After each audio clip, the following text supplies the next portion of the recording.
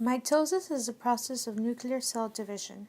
During division, the nucleus of the cell divides, resulting in two sets of identical chromosomes or organized DNA proteins.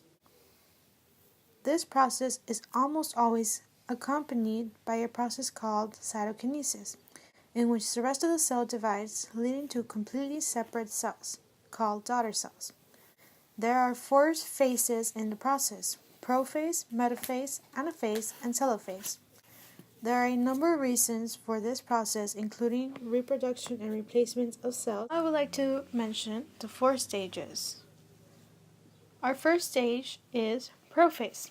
The DNA in the nucleus has already been duplicated in the previous stage of cell division, so by the time prophase starts, the nucleus contains two complete identical sets of DNA. When this begins, the chromatin, which are normally spread throughout the nucleus, begin to condense into an X shape, held together in the middle with a specific sequence of DNA called centromere.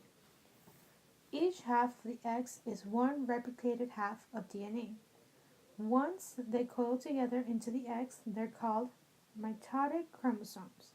Once the bacteria enclosed in the nucleus dissolves, or in the case of closed mitosis, after the DNA forms its X's, structures called centrioles move to opposite ends of the cells and help make a spindle apparatus of microtubules, which is essentially like ropes running across the cell. The chromosomes are developed structures in the middle called kinetochores, which are later used to hook on the microtubules. As prophase finishes and metaphase begins, the rope-like microtubules connect to the kinetochores on each side of the chromosome, so they can later pull them apart. The chromosomes align themselves in the spindle apparatus, which is spread around the cell like the vertical lines on a globe. The soon-to-be divided chromosomes are symmetrically positioned on the metaphase plate, which is essentially the equator of the parent cell. At the end of metaphase, each chromosome has microtubules connected on both of its halves, and they are lined up in a straight line along the equator of the cell. Our third phase is anaphase.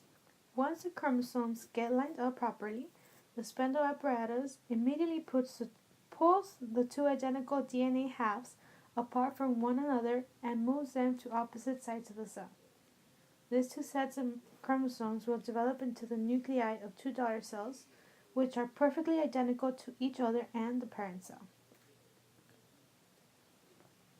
Our fourth stage, telophase, after the chromosomes arrive at the end of the cell, they start to uncoil and spread out again, as they were before they were X's. This is basically the opposite of the beginning of prophase.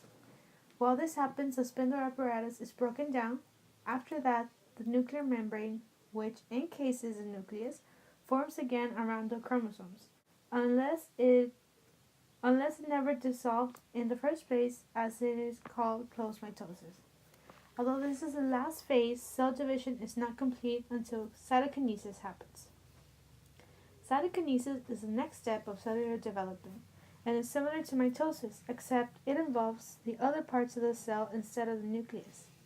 During this phase, the equator-like metaphyseal plate of the cell pinches together, separating the cells into two new cells. Once this is completed, there are two functioning